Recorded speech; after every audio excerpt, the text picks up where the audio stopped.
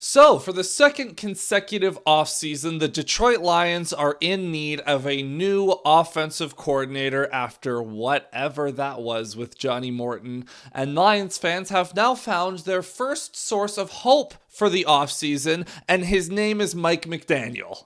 But for as much as Lions fans have the hots for Mike McDaniel, myself included, there are a number of candidates for this vacancy, so we got to talk about it. We ought to sit down and just talk about all the candidates and what the Lions are looking for, what they need, and everything that you need to know about this offensive coordinator vacancy for the Lions. So welcome in, everyone. It's been a minute. I've been gone for a few days. I had some people commenting, telling me, asking me where I am. They're like, hello, Video Monkey, we need content.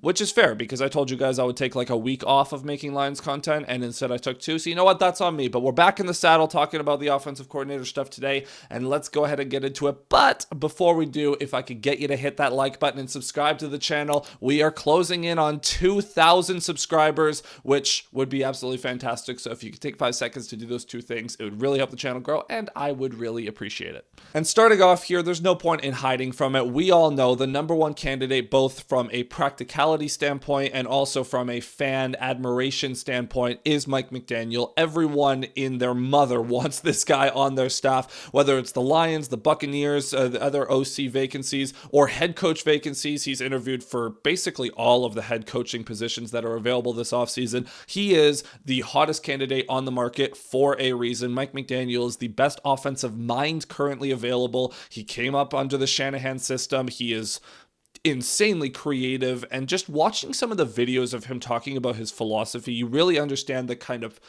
just person and coach he is. He really believes in constantly innovating. He doesn't want to copy off of what other coaches have done well. He wants to keep innovating and being the one that sets those trends. But he also has a special gift when it comes to designing the run game, because coming up under that Shanahan system, he recognized that there was kind of a gap. Everyone was all about the passing game because, let's be honest, the pass game has been evolving over the last number of years in the NFL, but he saw an opportunity to stand out in the run game where no one else was really focusing on that, at least at the time.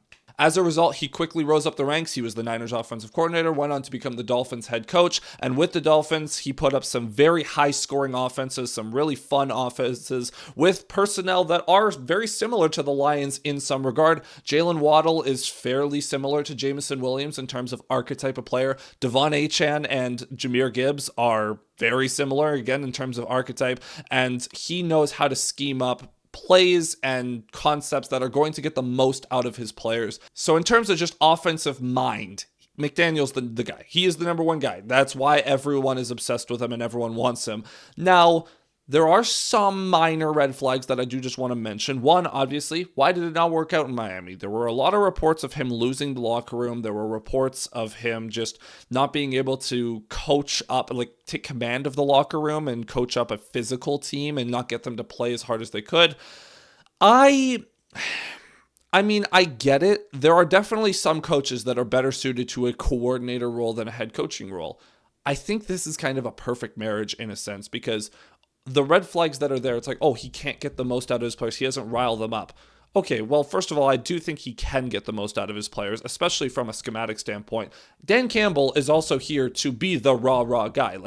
McDaniel doesn't have to do those things. He just has to be a coordinator. He doesn't have to worry about being the guy that rallies the whole locker room. No, that's Dan Campbell. And honestly, for McDaniel, if he's just trying to get back to a head coaching job that he likes as quickly as possible, I'm sure he could just take a head coaching vacancy this offseason, but it's come out that he would rather take a good OC job than a bad head coaching gig. This is kind of like Ben Johnson when he stayed with the Lions an extra year because he was eyeing that Bears job. McDaniel could come to Detroit and learn under Dan Campbell for a year, some of the leadership qualities, and maybe just learn from being an observer more than anything. And then next year, he can attack some of those head coaching vacancies once again and find a job that he really wants to do. Because obviously, I think at some point in the near future, Mike McDaniel is going to be a head coach again. That's not a secret. The only question is whether or not he wants to take a year to be a coordinator again. He's also interviewed for the Bucs OC job, which I think those are the 2 main OC jobs that people are going to want. The Lions one is enticing because obviously it's the Lions. They have one of the best offenses in the league. You have a ton of great talent to work with, and it would be pretty much an easy path to being a head coach in the near future. And then the Bucs is the other enticing option because they also have talent, but the more enticing thing about the Bucs is that they have a defensive-minded head coach, right? Dan Campbell's going to have his fingerprints all over the Lions offense, but with the Bucs, it's yours. It's just you deal with that, and then Todd Bowles is going to deal with the defense. So I think the Lions probably are the most enticing job this offseason because, like I said, it's probably the quickest path to being a head coach. It's just whether or not Mike McDaniel wants to take it.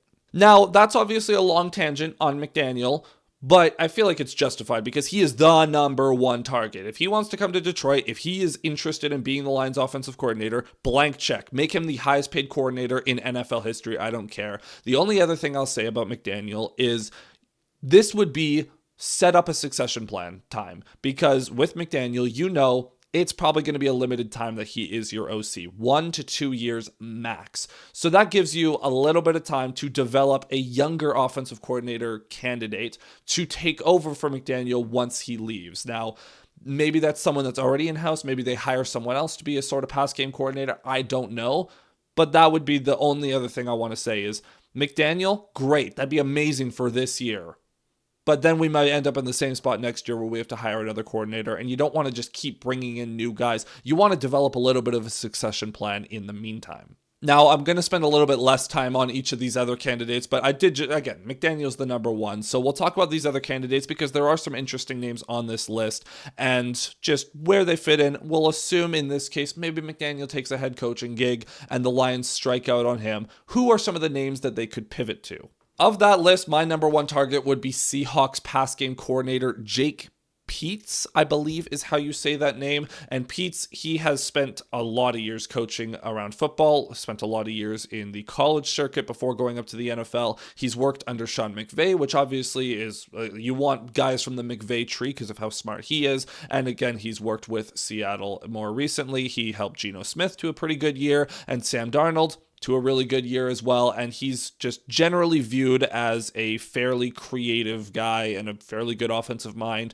And I think in terms of meshing some of the McVay type of stuff that he's worked with in the past with what the Lions do, which isn't entirely different from those concepts. Again, Jared Goff came from that tree and from that organization, so you have to work with what Goff does well, but also it's a marriage of those two things, right? And Dan Campbell, I think his influence would blend well to craft a good run game to complement the passing game stuff that Peetz is good at. So I think in terms of getting a guy that will call his own offense, but Dan Campbell can influence him to help him develop, I think that would be one of the best options. On a similar line of thinking, we have former Falcons offensive coordinator Zach Robinson. Again, comes from the McVay tree, but he's actually worked with Goff. Back in 2019, he was the assistant QB coach, and then he got promoted, 2022 to pass game coordinator and full-time QB coach, I believe. And then he followed Raheem Morris to Atlanta when Morris was hired as the head coach, and he's been the offensive coordinator for a couple of years there. Now, skeptics and critics will correctly point out that Robinson hasn't had the most success in Atlanta, but optimists will also point out, look at his QBs. He had Kirk Cousins, who tore an Achilles. He had Michael Penix, who is a young QB and has various warts in his game.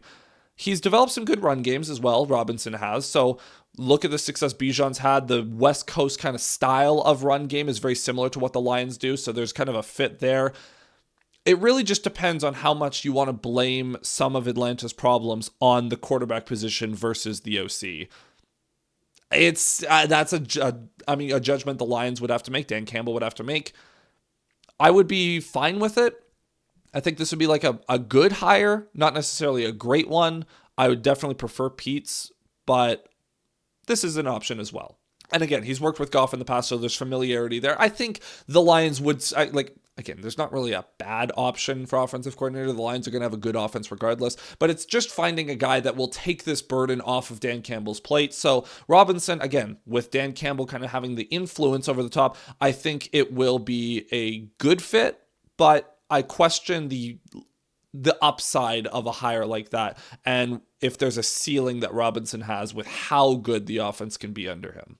Next up, we have Giants offensive coordinator / interim head coach Mike Kafka. Now, this is a weird one because if you look at it on the surface, oh, the Giants OC, well, what has he done over the last few years? And the Giants have not had a top 10 offense in under Kafka. So that is obviously a concern. Granted, they've had some questionable quarterback play in that time and just questionable rosters in that time. So maybe a little bit of a reason to cut him some slack. But the big appeal with him is he is from the Andy Reid coaching tree. He was under the Chiefs for a long time, assistant QB coach, and then worked his way up to being an offensive coordinator with the Giants, and he got hired away.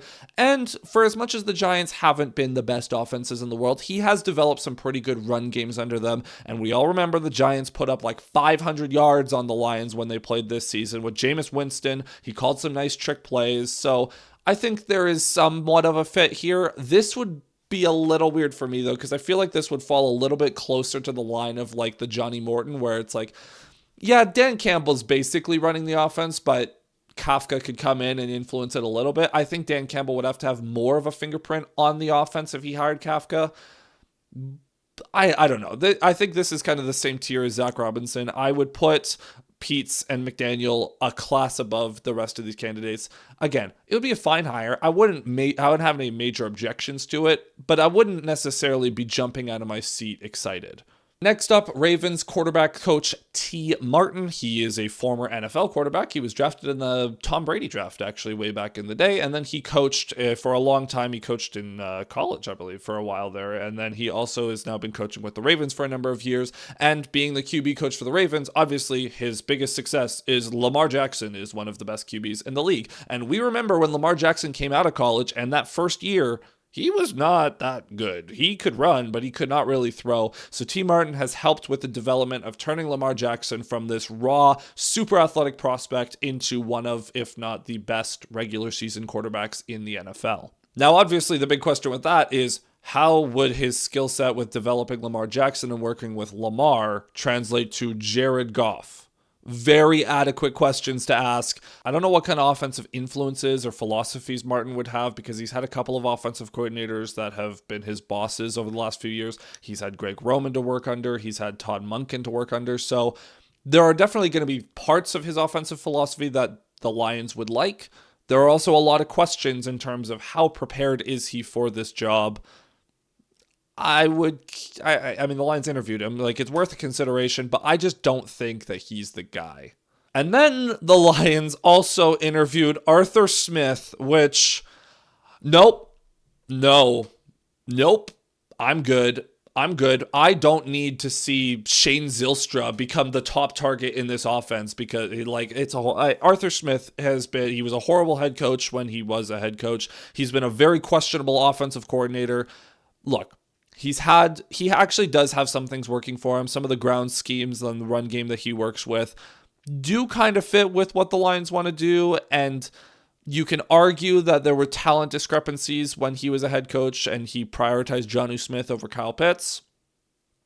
I don't agree with that, but Jonnu Smith is still a good tight end. So maybe he just saw something that no one else did at the time. No, this would feel like a Johnny Morton hire. This would fully feel like another Johnny Morton. Like, in terms of, like, obviously Smith has coached at a higher level than Morton has, but it's the same kind of philosophy. It's like guy that's been around a lot longer, but is also more of the old school style. And I don't want someone with the same philosophy as Dan Campbell running the offense. Not in the sense, like, obviously same principles, but I don't want it to be like another rah, like, we're going to just run the ball and run it like smash mouth football.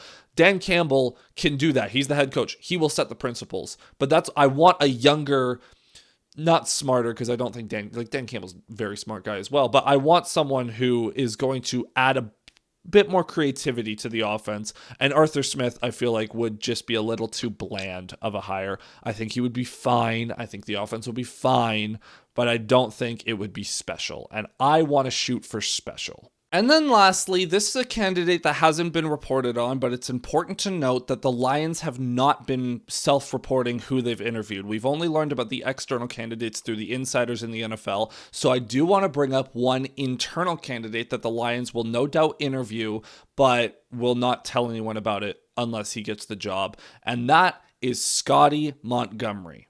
Scotty Montgomery is currently the assistant head coach / wide receivers coach. He was the running backs coach last year, and he has also interviewed for the offensive coordinator job last year as well. He was an internal candidate, and he's no doubt going to be an internal candidate once again. Not only does he have some of the leadership qualities that Dan Campbell's looking for, hence why he's an assistant head coach, he's also a up-and-comer in just the coaching ranks in general, and he's been interviewing for offensive coordinator jobs for several years at this point, and there is a reason to believe that it could be time for him to get a shot. That said, the reason for skepticism here is he was a hot up-and-coming coach for a few years, and he's kind of stagnated a little bit in terms of how quickly he's risen up the ranks. He was a running backs coach, then he was a wide receivers coach. He's had the assistant head coach label tacked on. Why is no one else giving him serious consideration? I don't know. That's a conversation that we might have to have, but he's worth taking a look at. It's one of those younger coaches. Again, I don't know what his offensive philosophy would necessarily be, and there's not really the track record of him being that creative mind like a Peets or a Mike McDaniel type. So this would kind of fall more into like the Zach Robinson type maybe, although I think Zach Robinson is probably a little bit more of that archetype than Montgomery is.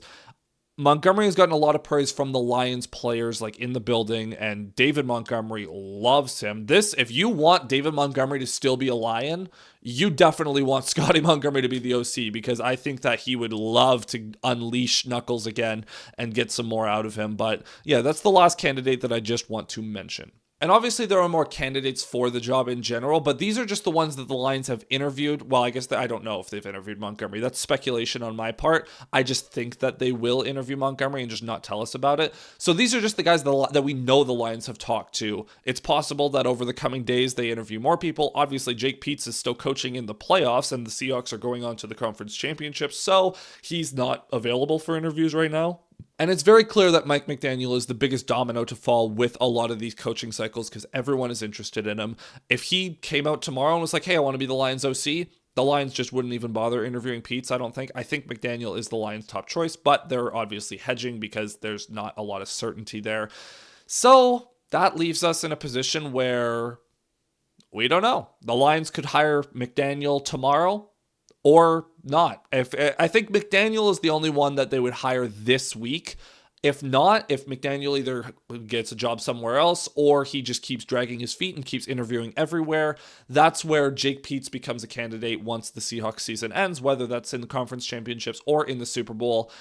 If the Seahawks make the Super Bowl and McDaniel is not the Lions OC, that's where I think the Lions will they might drag this decision out until after the Super Bowl. We don't know, because one of their top candidates is still in the playoffs, so it's kind of hard to do anything about that while he's still coaching and they can't talk to him yet. So we'll just have to wait and see, but that's where we stand right now. So with that being said, that is going to be it for this video. If you made it this far, be sure to hit like, hit subscribe, comment down below who your favorite offensive coordinator candidate is and why, and who you would be interested in, who you're not interested in. I would love to hear from you guys, because it's been a second since we talked Lions football. So let's just chat. And aside from that, that's going to be it for this video. So thank you so much for watching. And until next time, my friends, cheers.